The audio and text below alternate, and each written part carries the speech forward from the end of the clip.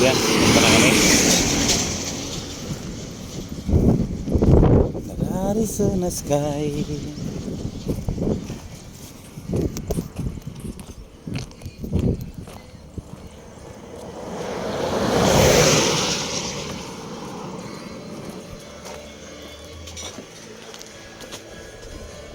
Ayun, may gulay. Isda kuya. Anong isda? Ay, ito, pang take out ko yan. Pwede. Yung ano ulit, wala bang kaldereta? Anak kambing? Yan kuya, pandereta. Ayan, pala. Adi, yun na lang pala, ano? Sinampalokan. May kanin kami, may magsiram lang yung plato. Yung gulay na yun, te, anong ano yun? Sige, isang ano sa akin. Isang, ano ba tawag nito? Sinampalokan at saka sapsoy.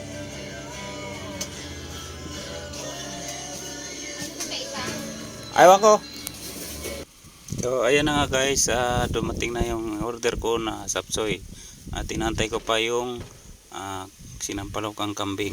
At habang nag-aantay pa ako ng sinampalokang kambing ay binibidyo ko muna ang aking mga gulay at yung order ng aking kasama. At yan na nga guys, habang inaantay ko ay medyo nagpapahangin-hangin muna kami at tinantay rin ako ng kasama ko na sumabay sa pagkain. At yan na nga, dumating na at nilagyan ko na ito ng kalamansi at sili. Habang nagpipiga ng kalamansi at ay ako'y kinakatam na sa pagkain dahil nagustuhan ko itong sinampalokang kambing. At yan na guys, tinanggalan ko na ng buto ng kalamansi dahil napasama sa pagpiga ng kalamansi. At yan na, hinahalo-halo ko na nga dahil ready na sa pagkain at mayroon pala kaming baon na kanin. Kaya nakaraan kasi ay wala kaming baon na kanin. Sinadya ko na talaga guys na magbaon ng kanin dahil para maparami ang kain dahil wala pa kaming umagahan at ngayon ay tanghalian na. Habang nagpipiga ako ng sili ay ako'y katam ng kumain dahil sa masarap na ulam. At yan nga guys, nanggigigil pa ako sa paghiwa-hiwa ng sili dahil sarap kasi kumain kapag ang sabaw mo ay may anghang. Lalong mapapasarap ang kain mo kapag nakasanayan mong kumakain na may rong sili ang iyong sabaw or mga kinakain. Diyan nga guys, umpisahan ko na yung pagkain dahil inalo-halo ko muna at tinikman dahil talagang katam na ang. At yan nga guys, umpisahan ko na ng kain at kaya pala ito ay aking binosover dahil meron palang sounds ang aking video. Habang kumakain ako dyan ay masarap din ang sounds kaya medyo ginaganahan. At kinatop ko lang ang video ang sounds dahil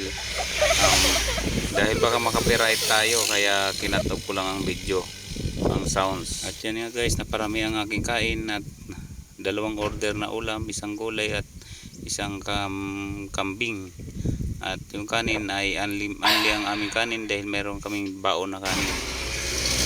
At napapasarap at napaparami ang aming kain dahil sa libre na ang kanin na aming niluto at wala nang limit sa takal. Pag gusto na hanggat kaya. Ang kasama ko pala dyan guys ay isang order lang na ulam, yung gulay lang din ang kanyang in order. At medyo nagtitipid siya dahil lang kanyang pamilya ay kanya pang pinaglalanan at kunti pa lang kanyang sahod. At ang sabi niya, ibabawi na lang siya sa susunod kapag siya ay magkaroon na talaga ng unit. Dahil siya dito guys ay trainee pa lang at last na trainee na niya, last na biyahe na niya. Kaya pwedeng magkakaroon na siya ng unit next na magkakaroon na rin siya ng unit kapag siya ay na-approvean ko na. At yan nga guys, ninamnam ko na ang aking mga pagkain dahil nabitin pa ako dyan guys sa isang sabaw. At yan nga guys, nag-order pa ulit ako dyan ng isang sabaw para madagdagan dahil kinapos ako sa sabaw at pina-orderan ko rin ng sabaw yung aking kasama dahil walang sabaw. Habang kada subo ko guys ay malalasahan ko talaga ang kambing na parang sarap ulit-ulitin dahil asim, masarap talaga na ang asim. At yung kanin pala dyan guys, napapadagdag pa ako ng isang isang puno ng plato. Kaya sulit ang aking pagkain kaya sulit at ulit talaga ang pagkain dahil maraming kanin anli. At siyempre kasama na umagahan hanggang tanghalian ang aming kain dyan. Dahil nung nagpakarga ko ng umaga ay wala pa akong kain. Kung hindi lang pa sana bawal guys sa pagmamaniho or sa dahil masarap pa sana yan tagayan ng kaunting alak para pampatunaw sa kinain. Parang karning kambing ay mabilis matunaw sa ating katawan. Dito palang kambing guys ay bawal na pala to sa may mga rayuma na. Pero ako dahil wala namang akong rayuma, sige lang order ng kambing at aking balik-balikan itong kantin na ito dahil ito lang ang mayroong tindang restaurant na may kambing dito sa Sariaya. Bahala na si Batman guys kung tutubaan ako ng rayuma dahil sa pagkakain ng kambing, pero sana ay wag naman. Dahil sa edad kong 47 ay karamihan na may mga sakit na rayuma. Pero sa awa naman Diyos, ako ay wala pa. At yung kasama ko ang driver na may rayuma, hindi daw niya inakala na ang kambing daw pala ay may matindi rin pala sa rayuma. Kaya nung kumain daw siya, kinabukasan ay namaga ng kanyang tuhod at paa. Pero sa akin naman guys, awa naman ng Diyos ay wala namang sumakit ang aking paa dahil isang buwan ko na itong binalik-balikan itong sinampalokang kambing or di kaya kalderita. Sa susunod pala na balik ko dito, baka kalderita na uli ang aking orderin dahil tatlong sunod-sunod na ako na umorder na sinampalokan ng kambing. At siyempre naman kahit kalderita, pwede naman siguro mag-order ng sabaw ng sinampalokang kambing. Dahil yun naman ang sabaw ay libre lang naman yan at ang binabayaran lang naman ay yung laman. Ang order pala dito ng kambing guys ay 120, kaya tama-tama lang, insakto sa budget kasi mahal na rin ngayon ang kambing pag bibilin mo sa mga nag-aalaga. Dahil tinanong ko si ate, ang kambing daw pinakamalaki na kambing dito na nabili niya ay nagkakahalaga na ng 10,000. At alam nyo naman guys, ang kambing ay kakaunti lang ang laman yan at halos kalimitan ay buto. Maninipis lang kanilang mga laman. Kaya hindi rin natin masisi ang presyo na 120 ang bawat order dahil nga sa kamahalan na ngayon ng kambing at pamahal na nga ang ating mga bilihin. Ultimo nga bigas guys ay ito talagang nagmamahal na rin ngayon, kaya kami ang ginagawa ko, nagsasaing na rin bago ako pumupunta sa restaurant. At siyempre pinipili kong restaurant na pumapayag na may dala kaming kanin kasi yung iba kasi ayaw pumayag na may dalang pagkain. Kaya dito rin ako pumapalik dahil sila nga ay pumapayag at pag nagdala ng kanin ay walang problema sa kanya at pahiramin ka rin nila ng plato. Tiniknikan ko na guys kasi kailangan talaga dahil ang isang order naman ng kanin ay pag sa kanila ay konti lang at siyempre kung danamihan malulugi rin naman sila. Kaya ang ginawa ko nga, nagluto na lang ako sa planta ng kinukuhanan namin ng LPG para pagdating dyan ay may kanin na. At siyempre ulam na lang ang kulang para medyo rin makatipid kami.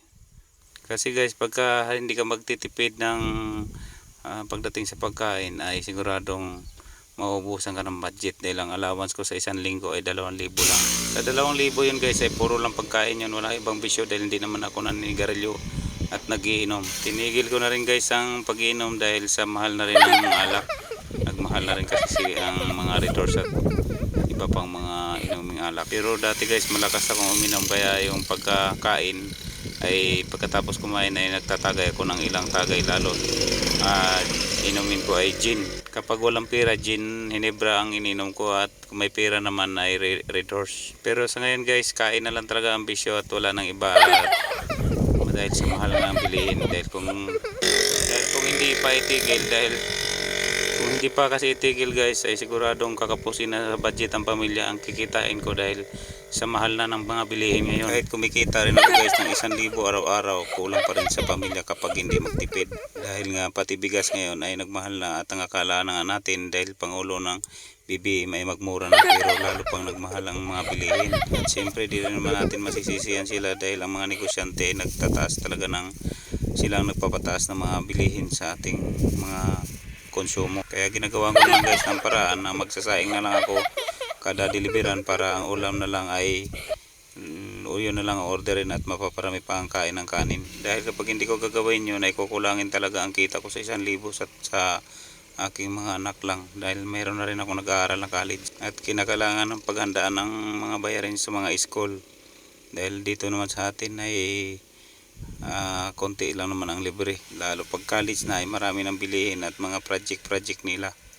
Kaya pagkain ko dyan guys, hindi ko na inisip yan na kung ano pang mga problema, dahil ang inisip ko talaga mabusog para malakas, para makapagtrabaho ng araw-araw at di magkasakit. Kaya priority rin ang sarili natin na palakasin para sa mga nag-aantay ng mga income natin na maghihingi ng ating susuportahan. Kaya yan guys, hanggang dito na lang, na parami yata ang sinasabi ko sa inyo dahil binoise over ko lang ito. At mayroon pa rin kasing mga kumakain na iba na baka sakaling masali sa video o mga boses nila, kaya hindi ko na tinanggal ko na ang mga para hindi makopya ang kanilang mga salita, dahil marami ring kumain. Hindi kagaya ng dati ng pagkain namin dito nung nakaraang video ko ay kami lang ang kumain. Ngayon ay maraming kumain, kaya medyo putol-putol ang aking video. At yan nga guys, ay pawis na pawis ako habang paubos na aking kinakain, dahil nakapag-request pa uli ako ng sabaw na para aking higupin. Kaya matinding pawis ko dyan guys habang nauubos ng aking pagkain, kaya dahil sobrang sarap talaga. Pero guys, yung luto ko dyan kanin ay hindi naubos at may natira pa, dahil yung kasama ko ay hindi ganong kumain. 3/4 kilo ang sinain ko guys, pero hindi naubos dahil marami talaga.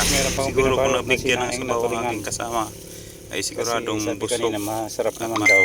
maubos ang aming kanin. At yan nga guys, pagkatapos ng aming pagkain ay nag-take out pa ako ng sinaing na tulingan.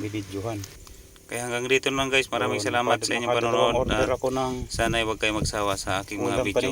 Dahil sa ngayon ay puro biyahe mo na at wala mo ng mga ibon, dahil focus muna ako dito sa aking trabaho. I-update mo na kayo guys sa aking mga ibon pagka yun ay dumami na uli. Dahil sa ngayon ay konti na lang. Maraming salamat guys.